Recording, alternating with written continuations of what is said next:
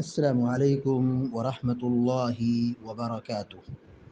الحمد لله رب العالمين والعاقبة للمتقين، والصلاة والسلام على أشرف الأنبياء والمرسلين نبينا محمد وعلى آله وصحبه أجمعين ومن تبعهم بإحسان إلى يوم الدين. أما بعد، فقال النبي صلى الله عليه وسلم: إن من ورائكم أيام الصبر للمتمسك فيهن يومئذ بما أنتم عليه أجر 50 منكم.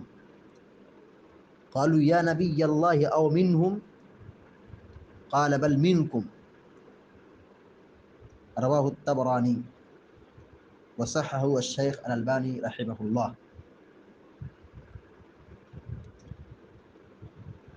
موجم طبرانی کی ایک چھوٹی سی روایت ابھی آپ کے سامنے پڑھی گئی ہے. شیخ البانی رحمہ اللہ نے سلسلۃ الاحادیث الصحیحہ کے اندر اس روایت کو ذکر کیا ہے اور صحیح قرار دیا ہے. سیدنا عتبہ بن غزوان رضی اللہ تعالیٰ عنہ بیان فرماتے ہیں کہ اللہ کے رسول صلی اللہ علیہ وسلم نے فرمایا: ان من ورائکم ایام الصبر، بے شک تمہارے بعد صبر کے دن آنے والے ہیں. صبر کے دن ہیں، یعنی ان میں بڑی تکلیف ہے، فتنے ہیں، پریشانیاں ہیں، چیلنجز ہیں. تو یہ صبر کے ایام ہیں. للمتمسک فیہن یومئذ بما انتم علیہ اجر 50 منکم، ان کو برداشت کرنے والے کے لیے، دین پر جمنے والوں کے لیے اس دن تم میں سے 50 آدمیوں کے برابر اجر پائے گا. 50 آدمیوں کے برابر، بہت بڑی فضیلت. قالوا یا نبی اللہ او منہم، صحابہ اکرام نے پوچھا اے اللہ کے نبی صلی اللہ علیہ وسلم، کیا ان میں سے، یعنی جس زمانے میں وہ لوگ ہوں گے ان میں سے 50 آدمی کے برابر ثواب ملے گا؟ قال بل منکم، پیارے نبی صلی اللہ علیہ وسلم نے فرمایا نہیں، بلکہ تم میں سے. فتنوں کے دور میں جہاں دین پر چلنا دشوار گزار ہو، تکلیف دہ ہو،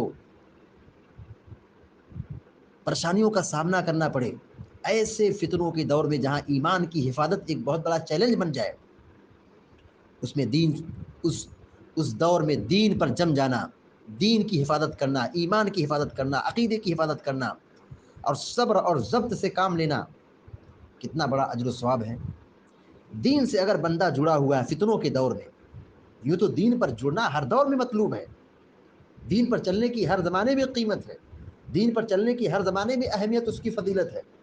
لیکن بالخصوص جہاں لوگ دین چھوڑنے والے بن جائیں، دین بیزار ہونے والے بن جائیں، شریعت سے دور ہونے والے بن جائیں، ایسے دور میں ایمان اور عقیدے کی حفاظت کرنا اور دین پر مضبوطی سے قائم رہنا کتنا بڑا مقام ہے، کتنی بڑی فضیلت ہے.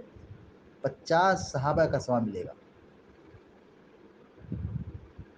لہذا ہم سب کو چاہیے کہ ہم فتنوں کے دور سے گزر رہے ہیں. آج چاروں طرف سے ہم فتنوں سے دوچار ہیں.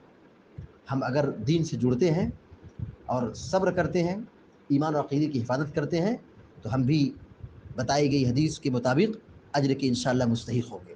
اللہ تبارک و تعالیٰ سے دعا ہے کہ اللہ تعالیٰ ہم سب کو، آپ سب کو فتنے سے بچائے اور ہم سب کو صبر اور ایمان والی زندگی نصیب فرمائے. آمین یا رب العالمین.